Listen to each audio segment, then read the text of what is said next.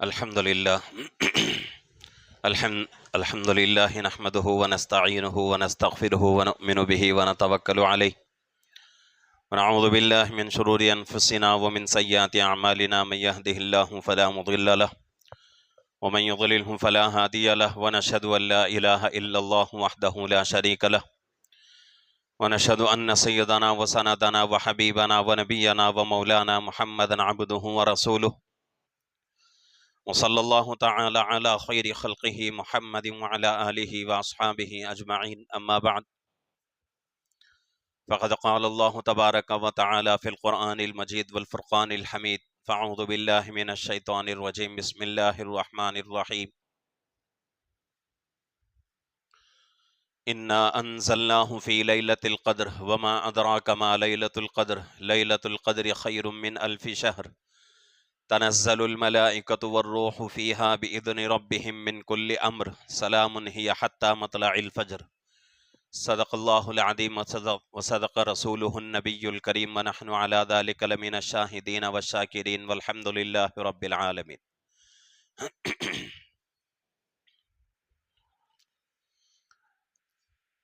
الحمدللہ تاخراتیں ہماری شروع ہو چکی ہیں. آج پہلی تاخرات ہے. ہر سال ہم لوگ تاخراتوں میں جاگتے ہیں. ہر سال رمضان آتا ہی رہتا ہے، لیکن سوچنا یہ ہے کہ کون سا رمضان یا کون سی تاخرات ایسی ہے جس سے میری زندگی میں تبدیلی آئی ہو.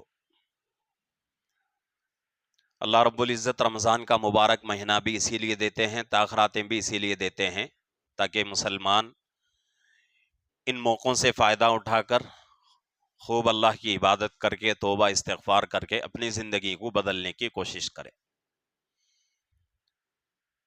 ہماری زندگی میں رمضان آ رہا ہے، تاخراتیں بھی آ رہی ہیں، جاگ بھی رہے ہیں، روزے بھی رکھ رہے ہیں، لیکن زندگی میں تبدیلی نہیں آ رہی ہے. تو سمجھنا چاہیے کہ اللہ رب العزت کو ہمارے رمضان کی عبادتیں منظور نہیں ہیں، قبول نہیں ہیں. اس لیے کہ اللہ کی سنت ہے، اللہ کی عادت ہے کہ جب بندہ کوئی عبادت کرتا ہے اس عبادت کو اللہ قبول فرما لیتے ہیں تو اس کا اثر اللہ رب العزت زندگی میں ضرور عطا فرماتے ہیں. جیسا کہ حدیث پاک میں بات آتی ہے، اللہ کے نبی صلی اللہ علیہ وسلم فرماتے ہیں کہ جو بندہ حج کے لیے جاتا ہے، حج کر کے واپس آتا ہے تو اس کی قبولیت کی علامت یہ ہے کہ حج کر کے واپس جب آئے تو اس کی زندگی میں خاص تبدیلی آ جائے، اور اگر تبدیلی نہیں آئی تو سمجھ جاؤ کہ اللہ رب العزت نے ہمارے حج کو قبول نہیں فرمایا. تو یہ صرف حج کے لیے نہیں بلکہ جتنی بھی عبادتیں ہیں تمام عبادتوں کے لیے یہی قانون ہے، اللہ کی یہی سنت ہے کہ جب بندہ عبادتیں کرتا ہے، وقت دیتا ہے، قربانی دیتا ہے، اور اس کے بعد اس کی زندگی میں تبدیلی آتی ہے. تبدیلی کا مطلب کیا ہے؟ کہ اللہ کے احکامات کے مطابق زندگی گزارنا. پہلے نمازیں پڑھتے تھے لیکن رمضان کی برکت سے نماز کے اندر خشوع آ گیا، نماز کے اندر خضوع آ گیا، اور پہلے 5 منٹ میں ہماری 4 رکعت ہو جاتی تھی. اب خشوع خضوع میں اتنا اضافہ ہوا کہ 7-8 منٹ 4 رکعت میں لگ رہے ہیں. اسی طریقے سے پہلے جب ہم نماز میں کھڑتے تھے تو دنیا کا ادھر ادھر کا خیال آ جاتا تھا. اب رمضان کی برکت سے تبدیلی آ گئی. رمضان کے عبادتوں کی وجہ سے، رمضان کے روزوں، تراویح اور دوسری عبادتوں کی وجہ سے رمضان میں اتنی جان پیدا ہو گئی کہ تکبیر اولیٰ سے لے کر یعنی نماز شروع کر کے ختم کرنے تک الحمدللہ ہماری نماز میں ادھر ادھر کا خیال نہیں آتا. تو اس کو تبدیلی کہا جاتا ہے. کوئی دین کی بات سن کر دل نرم ہو جانا، اور کوئی دین کی بات دل پر اثر کر جانا، اور قرآن پڑھنے میں شوق پیدا ہونا، اللہ کا ذکر کرنے میں دل لگنا، یہ تمام کی تمام چیزیں تبدیلی کی علامت ہوتی ہیں. تو اللہ سے یہ کمال نہیں ہے ہمارا کہ بھئی ہم پورا مہینہ روزے رکھے، پورا مہینہ تراویح پڑھی، ایک رکعت بھی نہیں چھوٹی، پورا قرآن ہو گیا اور گناہوں سے بچتے بھی رہے. یہ کمال نہیں ہے، بلکہ کمال یہ ہے کہ اللہ ہماری عبادتوں کو قبول کر لے. ابلیس سے بڑھ کر ہم عبادت نہیں کر سکتے. تفسیروں میں لکھا ہوا ہے کہ پوری زمین میں ایک بالشت جگہ ایسی نہیں ہے جہاں ابلیس نے سجدہ نہ کیا ہو. اور ایک روایت پہ بات آتی ہے کہ پوری زمین میں ایک سوئی رکھنے کی بھی جگہ ایسی نہیں ہے جہاں ابلیس نے سجدہ نہ کیا ہو. بہت بڑا اللہ کا عابد تھا، لیکن عبادت کرنا کوئی بڑی بات نہیں ہے، عبادت کرنا کمال نہیں ہے، بلکہ وہ عبادتیں اللہ کے یہاں قبول ہو جانا یہ بہت بڑی بات ہے. تو اسی لیے اللہ کے نبی فرماتے ہیں کہ عبادت کر کے انسان امید اور خوف کے درمیان رہے. ایک جمعے میں نے یہ بات عرض کیا تھا کہ رمضان کے تقاضوں میں سے ایک تقاضا یہ بھی ہے کہ بندہ روزہ بھی رکھے، تراویح بھی پڑھے، نمازوں کا اہتمام بھی کرے، گناہوں سے بچے بھی، اس کے بعد اللہ سے ڈر بھی ہو اور اللہ سے امید بھی ہو. ڈر کس بات کا؟ اس بات کا ڈر ہو کہ بھئی زندگی میں کوئی گناہ ایسا ہو گیا جس کی وجہ سے ہو سکتا ہے اللہ میری عبادتوں کو قبول نہ کرے. اور امید کس کا ہونا چاہیے؟ کہ اللہ ستار العیوب ہیں، غفور الرحیم ہیں، بہت زیادہ بندوں کے گناہوں کو معاف کرنے والے، رحم کرنے والے، عفو کا درگزر کا معاملہ کرنے والے ہیں، اس لیے اللہ میری عبادتوں کو قبول کریں گے. تو ڈر بھی ہونا چاہیے اور قبول ہونے کی امید بھی ہونی چاہیے. تو یہ رمضان کے تقاضوں میں سے ایک اہم تقاضا ہے، رمضان کے آداب میں سے ایک اہم ادب ہے کہ روزہ بھی رکھے، تراویح بھی پڑھے، گناہوں سے بچے، اور جتنی عبادتیں ہیں پوری عبادتیں کر کے اللہ سے ڈرتا بھی رہے اور امید بھی رکھے. عبادت کر کے اپنے آپ کو بڑا نہ سمجھے، عبادت چھوڑ کے اللہ سے مایوس بھی نہ ہو. دو بھی طریقے غلط ہیں. عبادت کر کے اپنے آپ کو بہت بڑا سمجھنا یہ بھی غلط ہے، اور عبادت چھوڑ کے اللہ کی ذات سے مایوس ہونا یہ بھی غلط بات ہے. آج تراویح کے اندر تیسری رکعت میں ایک آیت شریفہ تلاوت کی گئی ہے، لا تقنطوا من رحمت اللہ. اس کا مطلب ہے کہ اللہ کی رحمت سے نا امید ہونا کفر ہے. اللہ کی رحمت سے نا امید ہونا، یہ سمجھ جانا کہ یہ نہیں ہو سکتا، ایسا نہیں ہو سکتا، اس طرح سمجھنا اللہ کی نعمت کی ناشکری ہے، کفر ہے. تو اللہ سے ڈر بھی ہونا چاہیے اور اس کے ساتھ ساتھ اللہ سے امید بھی ہونا چاہیے. تو رمضان کی عبادتوں کی وجہ سے ہماری زندگی میں تبدیلی آنا ضروری ہے، ضروری ہے.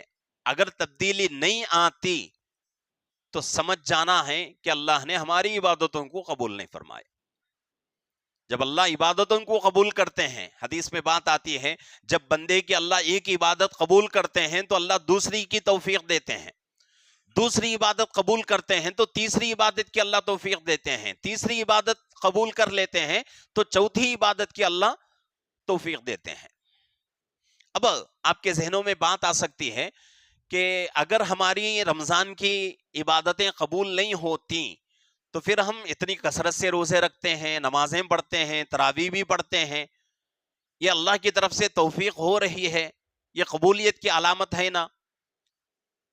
تو یہ قبولیت کی علامت نہیں ہے، بلکہ ہماری عادت ہو چکی ہے، ہماری عادت ہو چکی ہے کہ جب سے ہمیں عقل آئی ہے تب سے ہم رمضان کا روزہ نہیں چھوڑے، جب سے ہمیں سمجھ آئی ہے تب سے تراویح نہیں چھوڑے. عادت ہونے کی وجہ سے ہم لوگ روزہ رکھ رہے ہیں، تراویح پڑھ رہے ہیں، نمازیں پڑھ رہے ہیں.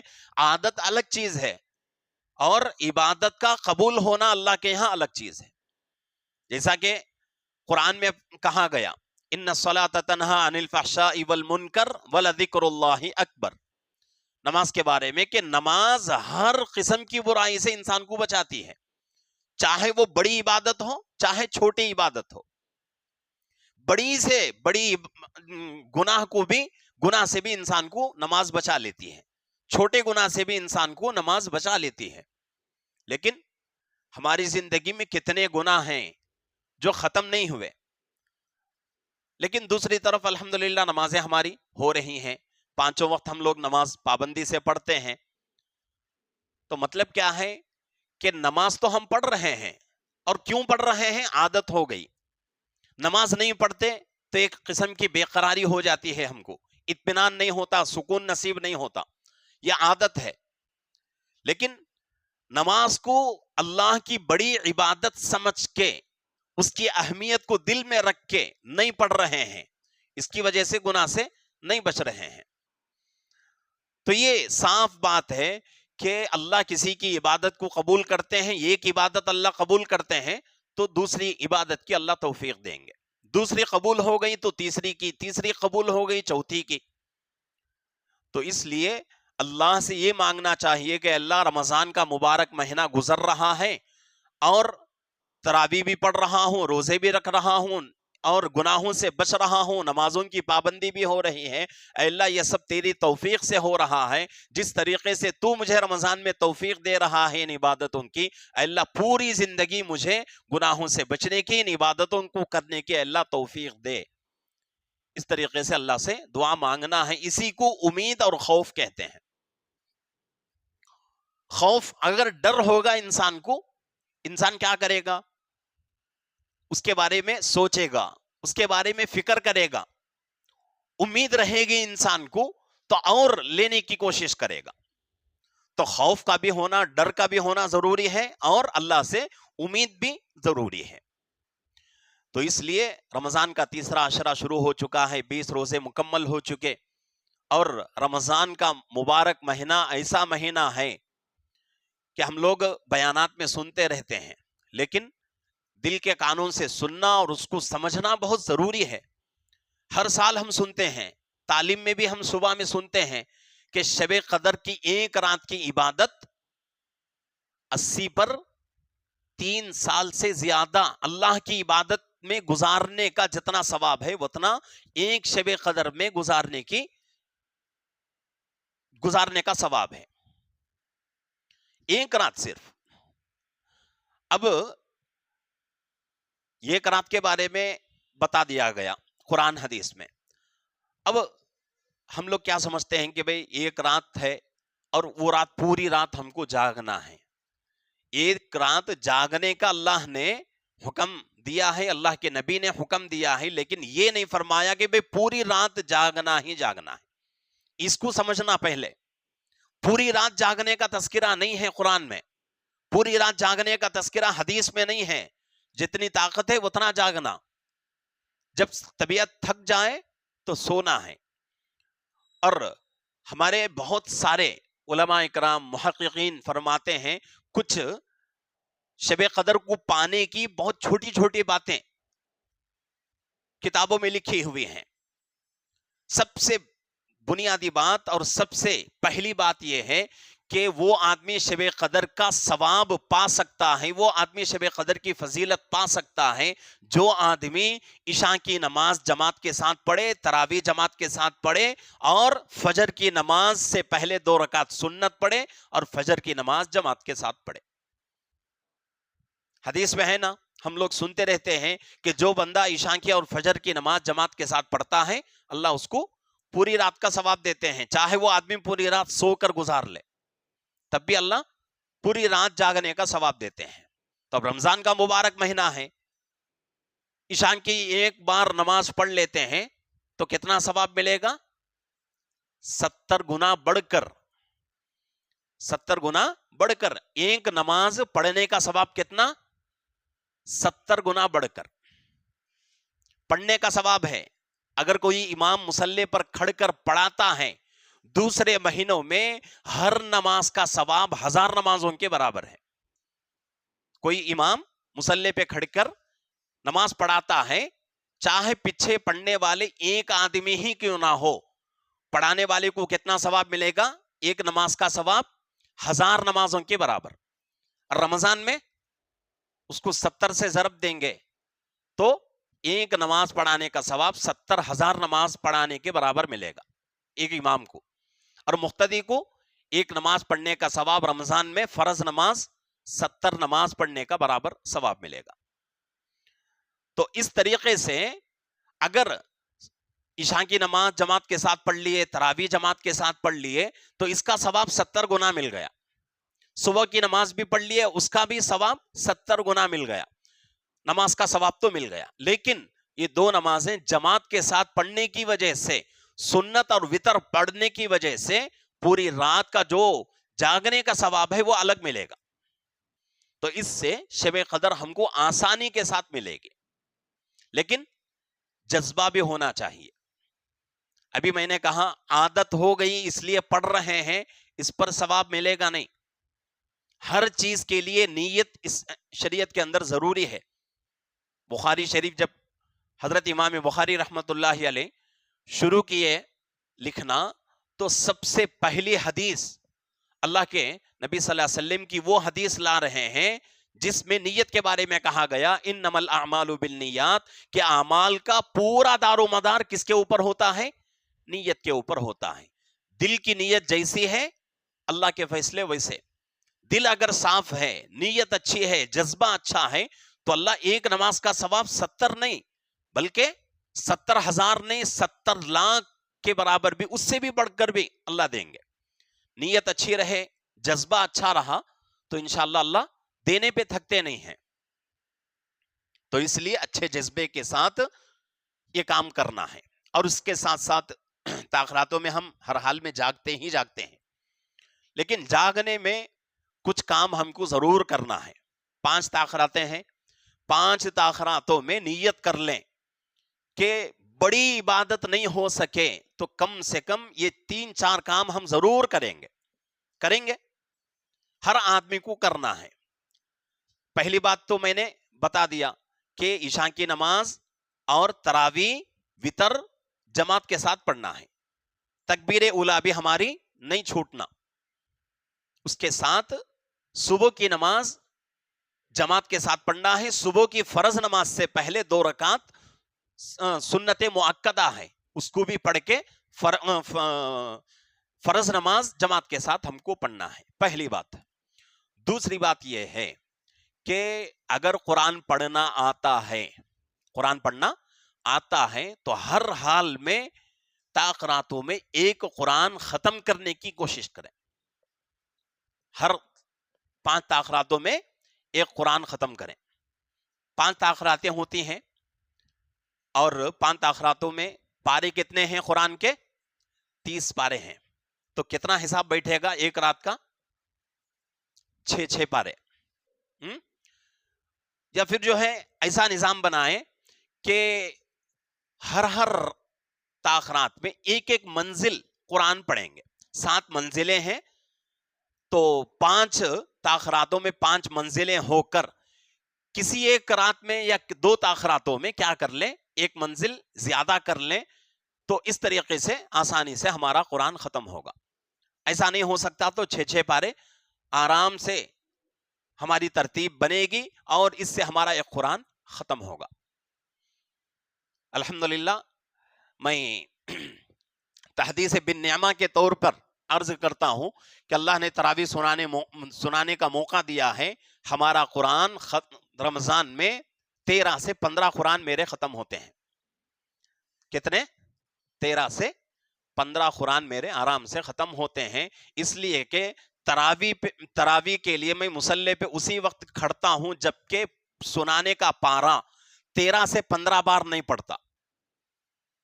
ہر حال میں 13 سے 15 بار پڑھ کر مصلی پہ کھڑتا ہوں. مجھے اطمینان ہو جاتا ہے کہ بھئی 13 سے 15 بار میں پارا پڑھ لیا ہوں، اب مجھے پکا یاد ہے، اب تراویح مصلی پہ کھڑ کے پڑھاؤں گا تو غلطیاں نہیں آئیں گی. اور تقریباً مدرسے سے آنے کے بعد سے ہماری مسجد میں 11 تراویح میری مکمل ہو چکی ہیں. 11 تراویح چل رہی ہے، 10 دن باقی ہیں، 11 تراویح میرے مکمل ہو رہے ہیں. میں ہمارے حافظ صاحب کو یہ رمضان میں تقریباً 3-4 مرتبہ یہ بات میں نے کہا کہ اس بار الحمدللہ قرآن کے بارے میں اتنی اللہ نے مجھے سہولت دے دی ہے کہ تھوڑے وقت میں بہت لمبا قرآن آرام سے ذہن میں بیٹھ رہا ہے. تو قرآن جب پڑھتے رہیں گے تو انشاءاللہ زبان پہ چڑھے گا. اگر قرآن نہیں پڑھیں گے تو 1 آیت 2 آیت پڑھنے کے لیے بھی ہمیں وقت لگے گا. اور ہماری تراویح بھی الحمدللہ سکون سے ہوتی ہے. ایسا نہیں کہ بھی پیچھے کھڑنے والوں کو سمجھ میں نہیں آتا ہو. قرآن پڑھنا اگر ناظرہ دیکھ کر پڑھنے والے کو بھی پیچھے قرآن سمجھ میں آتا ہے. ہماری تراویح اتنی کھلی ہوتی ہے. اور کہیں زیر زبر میں بھی فرق ہو گیا تو اس کو بھی ہم لوگ جو ہے پوری کوشش کر کے لوٹاتے ہیں. شروع کے 8 رکعت یا 12 رکعت میں ہی پڑھاتا ہوں، بعد کے 12 یا 8 رکعت ہمارے حافظ صاحب پڑھاتے ہیں.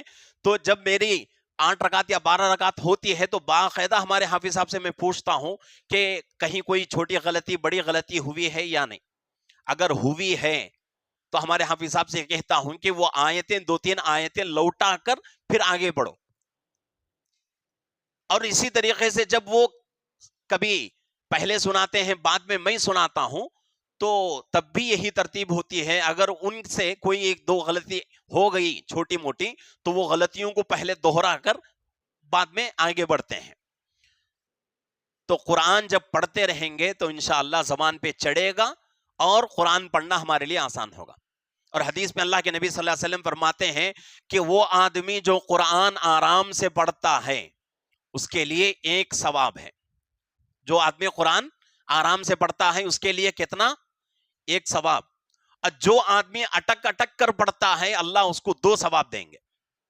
یہ حدیث کی بات بول رہا ہوں.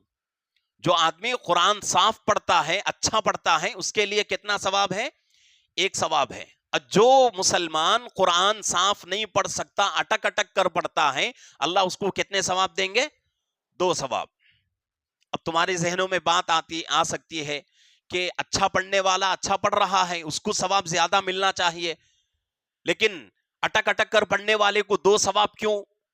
تو اللہ کے نبی اس کی وجہ فرماتے ہیں کہ وہ آدمی قرآن پڑھ رہا ہے اور اٹک رہا ہے. اٹکنے کی وجہ سے جو اس کو تکلیف ہوتی ہے وہ تکلیف برداشت کرتا ہے لیکن قرآن پڑھنا نہیں چھوڑتا تو اللہ ایسے مسلمان کو ایسے قرآن پڑھنے والے کو 2 ثواب دیں گے. ایک قرآن پڑھنے کا ثواب اور ایک بار بار اٹکنے کی وجہ سے جو تکلیف ہوتی ہے اس تکلیف پر صبر کر کے آگے پھر پڑھتا رہتا ہے اس کا بھی 1 ثواب ملے گا. تو قرآن اپنے زندگی کا ایک حصہ ہونا چاہیے. قرآن اگر نہیں پڑھیں گے تو ہمارا دل مردہ ہو جائے گا.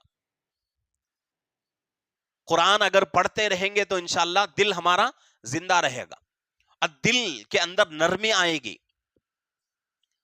اگر قرآن نہیں پڑھتے اور قرآن سے دور ہو چکے ہیں، قرآن سے ہماری زندگی دور ہو چکی ہے تو پھر کبھی تراویح میں 1 صفحہ زیادہ ہو جائے تو بھی ہم کو کیا ہو جاتی؟ تکلیف ہو جاتی. 1 صفحہ زیادہ پڑھ لیے یا پھر جو ہے کبھی تراویح میں حافظہ پڑھتے پڑھتے کسی آیت میں اٹک گئے اور پھر اوپر سے دوہرا کر پڑھ لیے، اس کی وجہ سے ایک آدھا لحظہ اس میں زیادہ لگ جائے گا. صفحہ اگر زیادہ ہے تو 1 لحظہ اس کے اندر لگ جائے گا.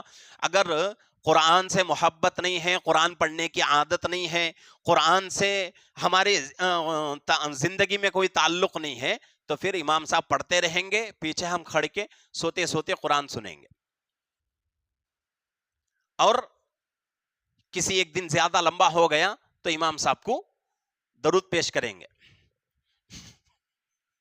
ہاں، یہ سب کیوں ہوتا ہے؟ قرآن سے محبت نہیں ہونے کی وجہ سے. تو اس لیے قرآن سے محبت ہر مسلمان کا فریضہ ہے، ہر مسلمان کی ذمہ داری ہے کہ قرآن سے محبت کرے. محبت کا مطلب کیا ہے؟ کہ اس کو ادب سے جوزدان میں لپٹ کر اوپر رکھنا اور آنکھوں سے لگانا، سر پر رکھنا، یہ ادب نہیں ہے، یہ محبت نہیں. محبت کس کو کہتے ہیں؟ قرآن بار بار پڑھتے رہنا، ختم ہو جائے فوراً پھر شروع کرنا.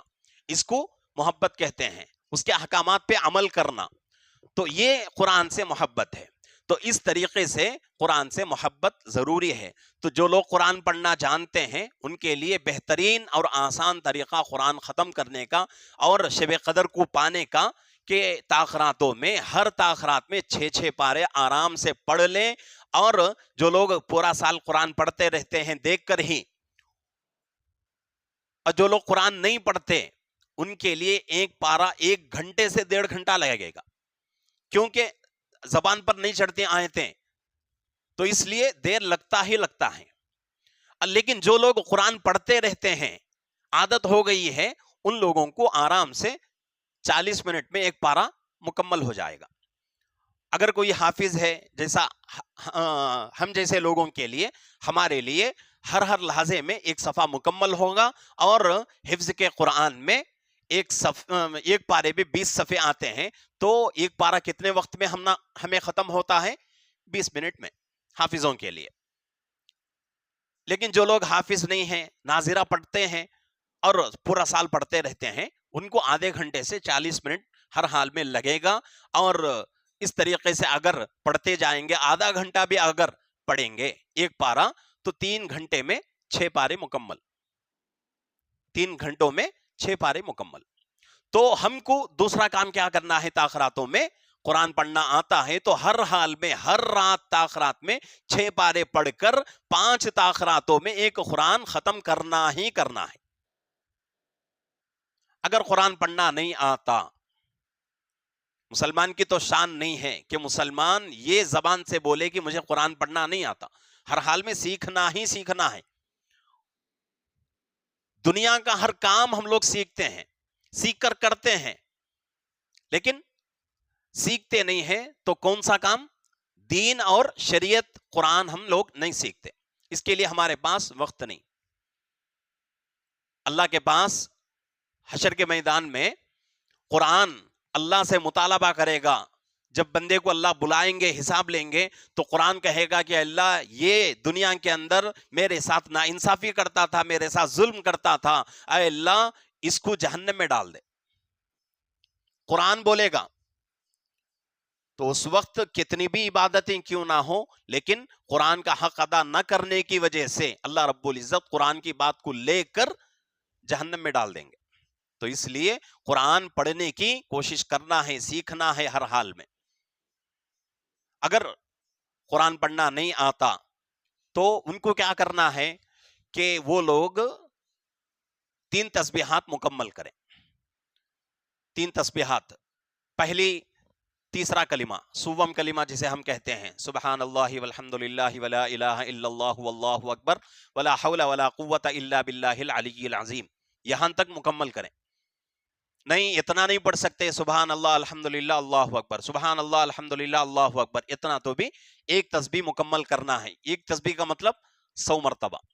اس کے بعد دوسری تسبیح استغفار کی ہے۔ استغفار بھی اگر بڑا استغفار نہیں پڑھ سکتے، یاد نہیں ہے، آتا نہیں ہے، تو چھوٹا استغفر اللہ استغفر اللہ استغفر اللہ استغفر اللہ۔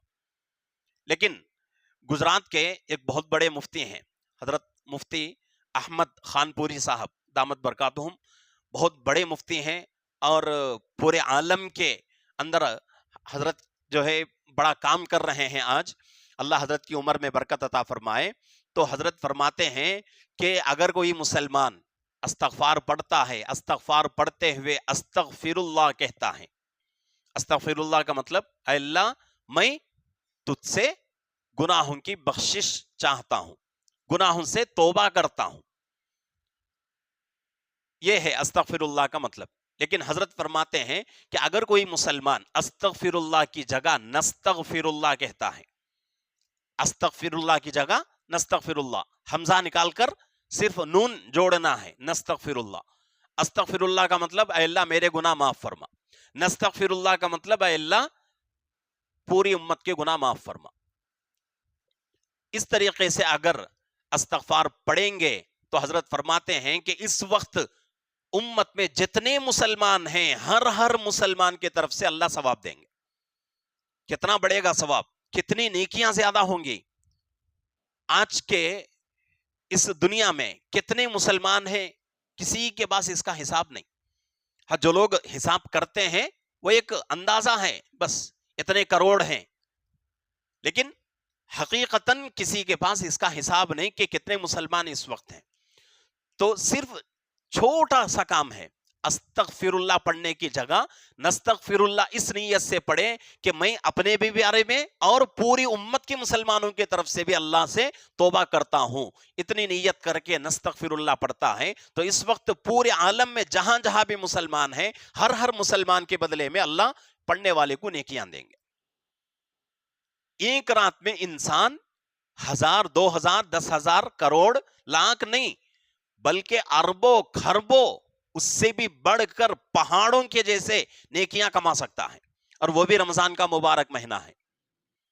تو اس لیے دوسری تسبیح ہم کو استغفار کی پڑھنا ہے. استغفر اللہ کی جگہ نستغفر اللہ پڑھ کر یہ نیت کریں کہ اللہ میں اپنے گناہوں کی بھی اور پوری امت کے مسلمانوں کی گناہوں کی بھی مغفرت چاہتا ہوں.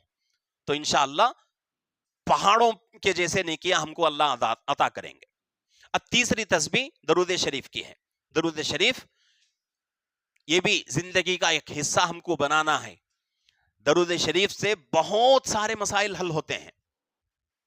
اگر ہمارے اکابر کتابوں میں لکھتے ہیں کہ اگر کوئی پڑھنے والا بچہ اس کا ذہن کمزور ہے یا بڑا آدمی اس کا ذہن کمزور ہے، دین کی بات اس کے ذہن میں نہیں بیٹھتی، قرآن یاد نہیں ہوتا، حدیث ذہن میں نہیں بیٹھتی، تو ایسا مسلمان بچہ ہو بڑا ہو جوان ہو بوڑھا ہو اگر وہ مسلمان درود شریف کثرت سے پڑھتا رہے گا تو اللہ اس کے حافظے کو قوت دیں گے، طاقت دیں گے کہ چند دنوں کے بعد اس کا میموری پاور جو ہے بڑھ جائے گا، طاقت بڑھ جائے گی حفظ کی.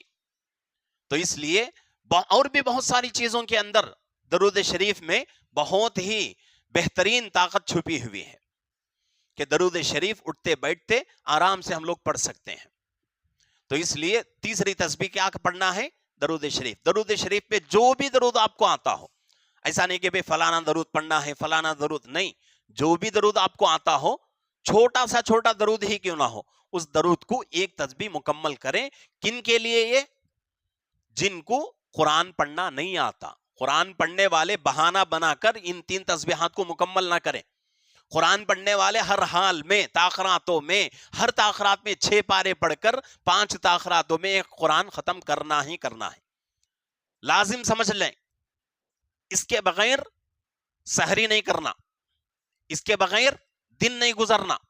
اس طرح نیت کر کے پڑھیں تو انشاءاللہ ہوگا. اللہ سے مدد بھی مانگے کہ اللہ میں قرآن پڑھ رہا ہوں 5 تاخراتوں میں ختم کرنا ہے، مجھے نیکیاں حاصل کرنا ہے، رمضان کی برکتوں کو مجھے لینا ہے، شب قدر کو پانا ہے، اس نیت سے میں پڑھ رہا ہوں. اللہ مجھے نیکیاں بھی دے اور شب قدر بھی دے، رمضان کی برکتوں کا مجھے مستحق بنا دے. اس طریقے سے دعا کے ساتھ پڑھیں گے تو انشاءاللہ ہر چیز ملے گی. تو پہلا کام عشاء کی نماز اور تراویح وتر جماعت کے ساتھ پڑھنا ہے، اور اس کے ساتھ ساتھ فجر سے پہلے کی 2 سنت مؤکدہ پڑھنا ہے، فجر کی نماز جماعت کے ساتھ پڑھنا ہے.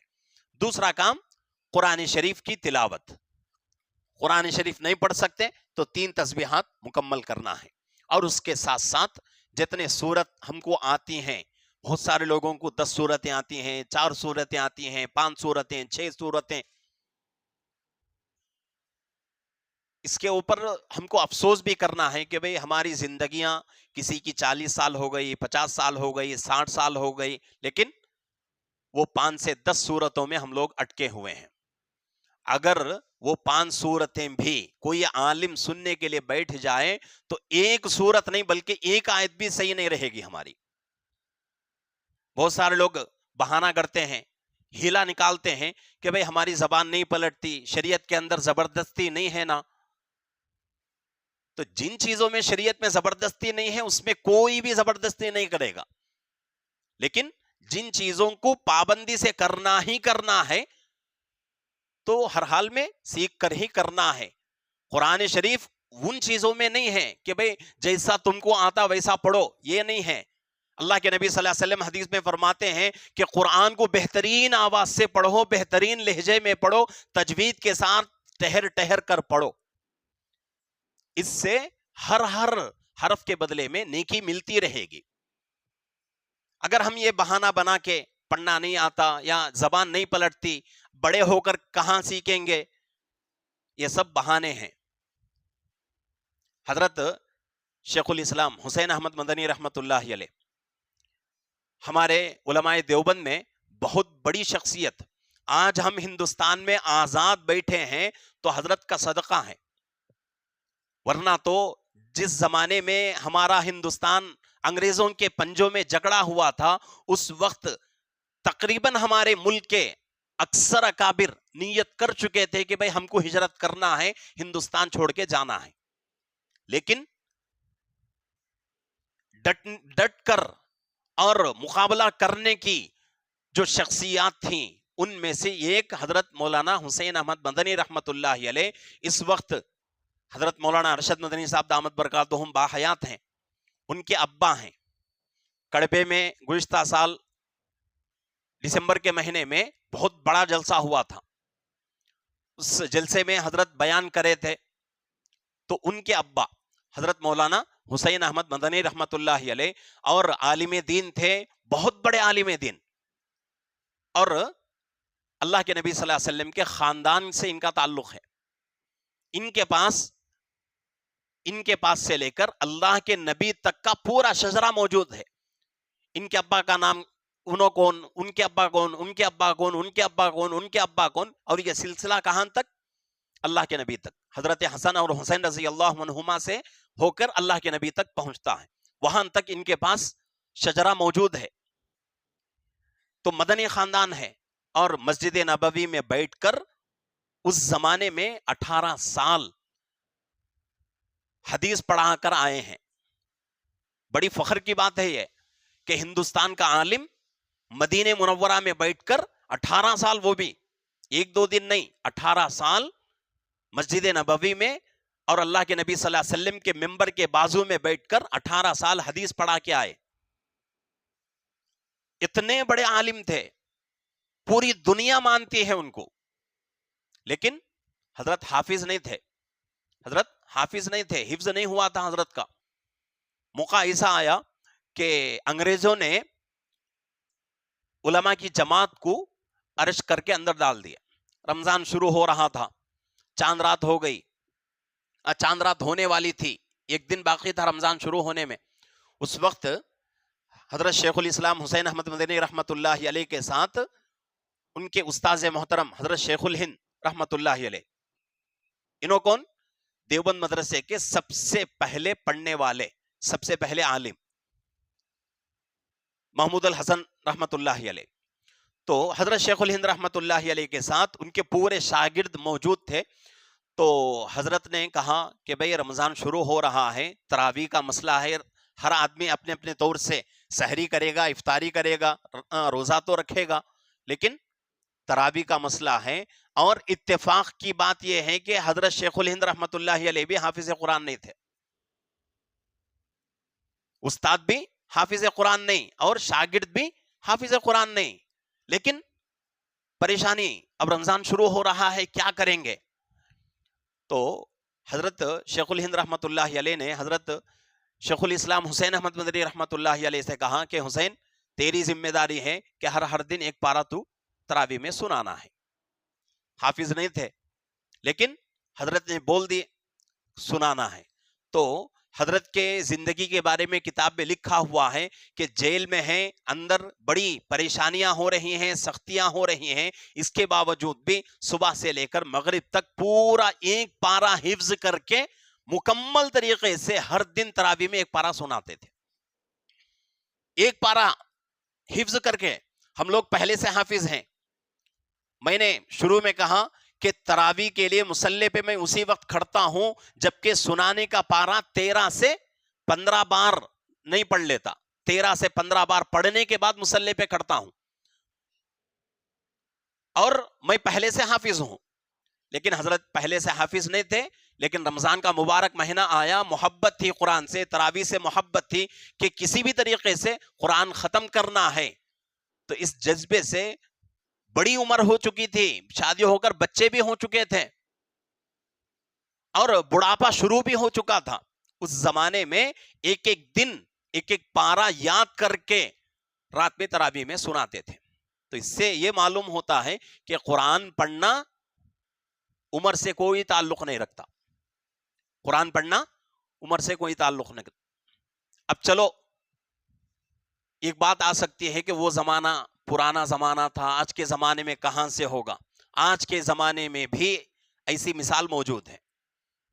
گزشتہ سال بھی میں بولا تھا یہ واقعہ کہ گزشتہ سال دلی کے ایک بہت بڑے ڈاکٹر، ان کا گھرانہ علماء کا گھرانہ، ان کے ابا ان کے دادا سب حافظ عالم، لیکن یہ روڈ چینج ہو کے میڈیکل کی طرف چلے گئے، بہت بڑے ڈاکٹر سرجن ہو گئے، اور وہ خود کہتے ہیں کہ میں اپنے ہاتھوں سے 50,000 آپریشن کر چکا ہوں. عمر ان کی تقریباً 62 سال کی عمر ہے.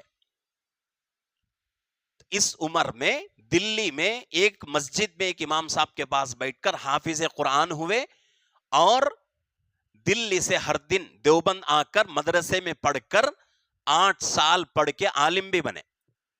گزشتہ سال پورے بچے موجود ہیں، اور بچوں کی عمر کیا ہے؟ کسی کی عمر 20 سال ہے، 19 سال ہے، 18 سال ہے، 20 پر 1 سال ہے بچوں کی عمر. لیکن انہی بچوں میں 60 پر 2 سال، 60 پر 3 سال کا بوڑھا عالم بن رہا ہے. بہت دور کا نہیں، 1 سال پہلے کی بات ہے. تو یہ سب جذبے سے ہوتا ہے. جب جذبہ انسان کے اندر آئے اور کرنے کا ارادہ کر لے تو انسان کچھ بھی کر سکتا ہے. بہت کچھ انسان کے لیے آسان ہے کرنا. تو اس لیے قرآن کے اوپر بات آئی تھی کہ قرآن ہر حال میں سیکھنا ہی سیکھنا ہے. وہ زمانہ نہیں ہے کہ آپ یہ نہیں بول سکتے کہ سکھانے والے نہیں ہیں. الحمدللہ ہر مسجد میں سکھانے والے موجود ہیں اور مکاتب بھی چل رہے ہیں. آپ کے لیے اس زمانے میں یہ بہانہ نہیں چلے گا کہ قرآن پڑھنا چاہتے ہیں لیکن سکھانے والے نہیں ہیں. تو اس لیے ہر حال میں قرآن سیکھنے کی کوشش کریں. قرآن سیکھنا ہی سیکھنا ہے، واجب ہے قرآن سیکھنا. قرآن اگر نہیں سیکھیں گے تو دین کا بہت بڑا حصہ ہمارے ہاتھ سے چھوٹ جائے گا. نماز پوری نہیں ہوتی، دوسری بہت ساری عبادتیں ہماری پوری نہیں ہوتی. اور قرآن کے سورتیں 114 سورتیں ہیں، ان میں سے بہت ساری سورتوں کے بہت سارے فضائل ہیں. جیسا کہ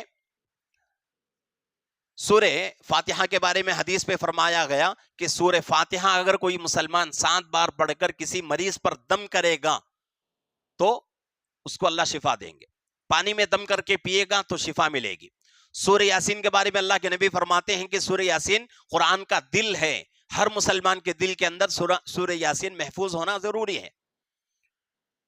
اللہ کے نبی فرماتے ہیں کہ مشکل وقت میں اگر کوئی بندہ، کوئی مسلمان سورہ یاسین پڑھ کے اللہ سے دعا کرتا ہے تو اللہ اس کی مشکل آسان کریں گے. بیماریاں ہیں، بیماریوں کی وجہ سے اگر کوئی پریشان ہے تو اس کے بارے میں بھی قرآن کے اندر سورے ہیں، جیسا کہ سورہ تغابن ہے، اور اسی طریقے سے سورہ یوسف ہے، سورہ رحمان ہے. تو یہ اگر کسی کو کوئی بیماری ہے، لا علاج بیماری کو کوئی علاج نہیں ہے، ایسی بیماری اگر کسی کو اللہ نے ایسی بیماری میں کسی کو مبتلا کر دیا ہے تو سورہ یوسف، سورہ رحمان، سورہ تغابن یہ سورتیں پڑھ کر اور پڑھتا رہے مستقل تو انشاءاللہ اللہ شفا دیں گے. تو ایسے بہت ساری فضیلتیں ہیں. تو اس لیے قرآن پڑھیں گے تو انشاءاللہ زندگی میں بڑی برکت ملے گی، بڑی خوشی ملے گی. جب قرآن پڑھیں گے تو انشاءاللہ دل کو سکون ملے گا. قرآن پڑھ کے دیکھیں، قرآن پڑھ کے دیکھیں کتنا سکون ملتا ہے. تو اس لیے ہر حال میں قرآن سیکھنا ہی سیکھنا ہے. تو دوسری بات میں یہ بات ہے کہ اگر کوئی مسلمان قرآن پڑھنا نہیں جانتا تو تاخراتوں میں 3 تسبیحات مکمل کریں، تیسرا کلمہ مکمل، استغفار، اور اس کے ساتھ ساتھ درود شریف کی کثرت.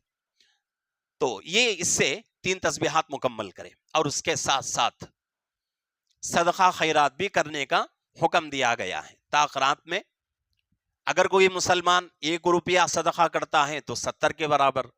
اور اللہ قرآن میں فرماتے ہیں کہ اگر کوئی بندہ ہمارے راستے میں 1 پیسہ خرچ کرتا ہے تو ہم اس کو 700 گنا تک ثواب دیں گے. یہ رمضان سے تعلق نہیں اس کا. دوسرے مہینوں میں اللہ کتنا دیں گے؟ 700. 1 روپیہ دینے پر اللہ 700 روپے دینے کا ثواب دیتے ہیں. اگر وہی رمضان میں دیں گے تو 700 کو 70 میں ضرب کریں گے تو کتنا ہوگا؟ ہم کو کیلکولیٹر لے کر حساب کرنا پڑے گا. اتنا ثواب ملے گا 1 روپیے کا. تو اس لیے ہر طاقت میں جتنا ہو سکے صدقہ کرنے کی کوشش کریں اپنی طاقت کے مطابق. کنجوسی نہیں کرنا. اس میں ہم کنجوسی کریں گے تو اللہ بھی ہاتھ پکڑ کے دیں گے. اگر ہم ہاتھ کھول کے خرچ کریں گے تو اللہ بھی ہمیں ہاتھ کھول کے دیں گے. اس سال ہم لوگ چندہ کر رہے ہیں مدرسے کا. ویسا تو ہر سال رمضان میں چندہ کرتے ہی رہتے ہیں، لیکن اس سال مجھے ایک تجربہ ہوا چندہ کر کر. کیا ہے، بہت سارے لوگ بول رہے ہیں کہ بیپار نہیں ہے، پیسہ جو ہے پھنسا ہوا ہے، پریشانیاں زیادہ ہیں. بہت سارے لوگ بول رہے ہیں، اور یہ بات میں شکایت کے طور پہ نہیں بول رہا ہوں، بلکہ ہم جو ہے عمل کریں گے تو انشاءاللہ اللہ بہتر زندگی دیں گے. مال میں، جان میں اور روزی میں اللہ برکت بھی دیں گے. تو اس لیے میرا تجربہ یہ ہوا ہے. کچھ لوگ وہ بھی ہیں شہر میں کہ ان کو میں نے پوچھا کہ بھئی کیسا بیپار چل رہا ہے، تو وہ لوگ کہہ رہے ہیں الحمدللہ جیسا پیچھے زندگی میں چل رہا تھا اس سے بہتر اس سال میرا کاروبار چل رہا ہے. اور آنکھوں سے بھی میں نے دیکھا کہ وہ لوگ اچھا مال لا کر آرام سے بیچ کر پھر مال جو ہے لا رہے ہیں. 2 3 بار مال منگا کر بیچ رہے ہیں. وجہ کیا ہے؟ زکوٰۃ اور صدقہ ہے. زکوٰۃ اور صدقہ ہے.